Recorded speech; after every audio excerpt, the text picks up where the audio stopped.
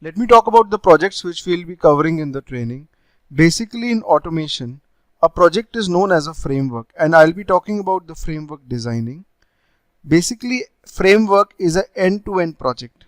It covers all the aspects of the client requirements as well as designing. So we'll be talking about that. And there are different types of frameworks. That is data-driven framework, hybrid framework, page object model, BDD. In our training, we have covered all of them. Okay, for example, this is TestNG and data-driven framework. It's over 8 hours. It covers everything, that is how to initiate the plan for the project and build the test cases, the reusable functions and all, everything.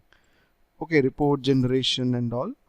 And this is the hybrid framework, which is over 8 hours. And then you have page object model.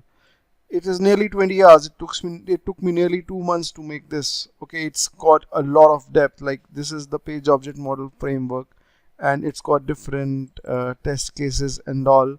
Right, so you have got different page classes in this framework. So we'll be doing end-to-end stuff. All right, because when you have a project to do in your hand, when the client comes up and tells you that fine, there are 5,000 test cases which you have to automate.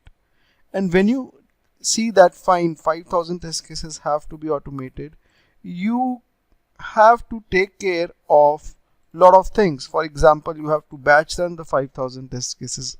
Out of 5,000, suppose if you just want to run 1,000 test cases, then you have to optionally run them. Or maybe when you are running the test cases, maybe you run 5,000 test cases and 100 of them fail. You just have to rerun the failed test cases. How do you do that?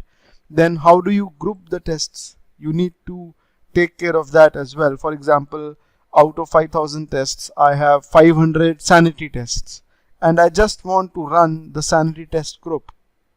Okay, so how do you do that? Then you have to parallelly run the scripts as well in order to save time. Then we have to integrate Maven in the project.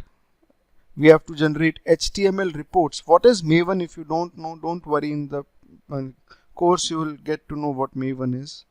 We have to generate the HTML reports as well, which will have the screenshots of the errors and the logs, everything.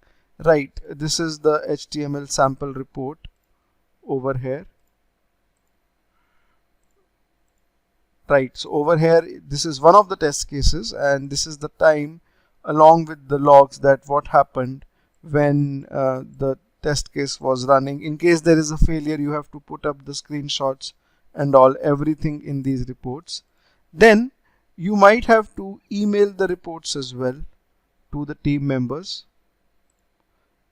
Okay, if the test is over, maybe you have 20 team members, you want to email all of them, so that facility also has to be there in the framework. You have to read the data from different files like properties files, Excel and all, because you cannot hard code the data inside your tests. Right, so you have to do that. You have to integrate Grid in the project in order to run the tests parallelly. You have to integrate Git and Jenkins, the CI/CD system. If you don't know Git and Jenkins, I'll tell you about that later on. So these are the generic requirements. Apart from this, you might want to use some reusable functions in the framework. Framework is all about reusability of the component.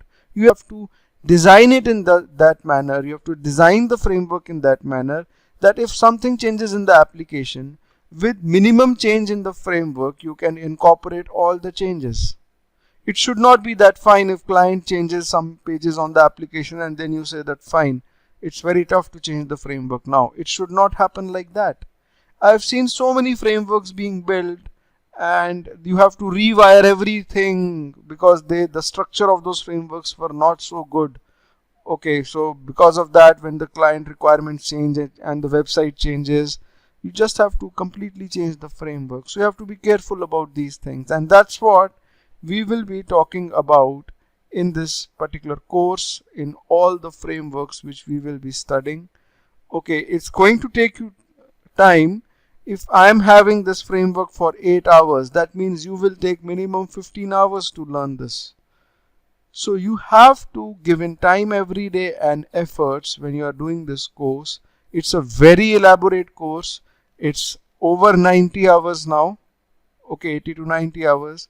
So if you have any questions, you can let us know through the live chat option of the website. All right. Thank you.